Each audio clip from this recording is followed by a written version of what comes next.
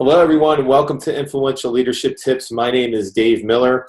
John Hadley's taking a siesta today. He'll be with us next week. I want to build on what we were talking about last week with this concept of productive tension.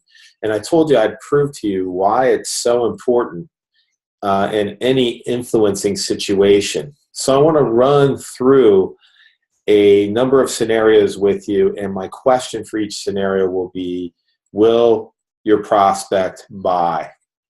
Now, as I'm sharing the screen, I just want to explain that I'm using those terms generically. Prospect is any stakeholder. Could be if you're selling a product or service, your customer, your client. Could be an idea you're pitching to management. Could be your boss, could be a direct report, anyone you want to influence. When I use the term buy, that can also mean change, be convinced, anything like that. So let's run through these scenarios. In any influencing situation, there are three variables at play: logic, feasibility, and tension. Logic's all about, does the solution make sense, or more importantly, does it give me control? Does it make me feel safe, secure, happy, and healthy? Feasibility is all about resources. When I'm making any kind of change or purchasing decision, anything like that, there's resources at play, whether it be money, time, human capital, some kind of effort involved. And then there's tension. Tension's all about the level of urgency to do something now. So let's look at these here. In the first scenario, the solution totally makes sense. I totally love it. It gives me control. I have plenty of money for it, and I want to do it now. Now, will you make this sale? The answer, hopefully, is yes. This is called a gift from heaven. In fact, if you're a consultant or a salesperson and you don't make this sale in this situation, something is seriously wrong, and you may have to reevaluate some things. But this doesn't happen too much. It's called a gift from heaven. Let's look at scenario two. In scenario two, there's something a little off with the logic. Not that it doesn't give the person control, but it may not meet the fantasy in their mind. It's something off with the delivery system, or it might be in a different color, anything like that. But they have plenty of money, and they have lots of urgency to do this thing. Will you make this sale? And the answer is yes. This is called everyday selling. Selling is all about helping people see how this solution will benefit them. What's the logic involved? Next scenario is a little trickier.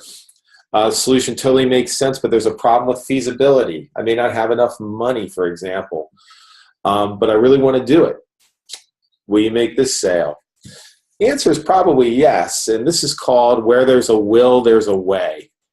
Okay, have you ever in your company or in your organization or with an individual seen a situation like this where they don't really have the resources, but they're really desiring to do this thing? It makes a lot of sense, and they find a way to get the money. You know, I've realized in life, you can't have everything you want, but you can almost have anything if you're willing to make a choice. It may involve repositioning some assets, calling in some favors, things like that.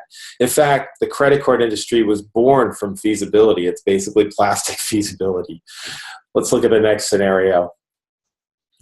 Something's off with feasibility and logic, but I really want to do it. Will you make this sale? Well, actually, the answer is yes. This is called the impulse buy. Have you ever had a friend that came back from the mall and said, you know, look at this thing I got from the mall. I don't know why I got it. I didn't have enough money for it, but don't you love it? That's a case of the impulse buy. Finally, we look at this one. There's plenty of logic. It totally makes sense. It's the greatest thing since sliced bread. Got plenty of money for it, but you know, we got some other things that are more on the front burner. You know, it's first quarter, which isn't really ideal, or it's fourth quarter and it's really not ideal, or the kids are in school, or the kids are out of school. Something is going on that takes the urgency out of doing this thing or purchasing this thing right now. Now, will you make this sale? And the answer is no. And the reason is because no amount of logic or feasibility can overcome an absence of tension.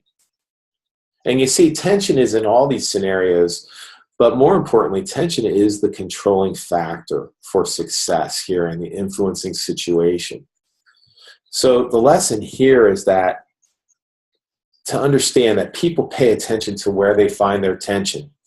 If you got a text right now saying one of your kids was hurt, whether on the playground or at college or wherever, you'd be watching this video, but your heart and mind would be somewhere else. So it's important as we deal with people that we pay attention to where their tension is. Okay, and your ability to monitor and manage someone's tension will determine how successful you are at influencing them. So I want you to think about that this week and look at this. And when you're dealing with people, pay attention to where their tension is. If you're trying to convince them of something or motivate them in some way, where is their tension? Where does it need to move? How can you monitor and manage that tension? Those are some things we may be talking about later. So I want you to have a great week. And in the meantime, be influential.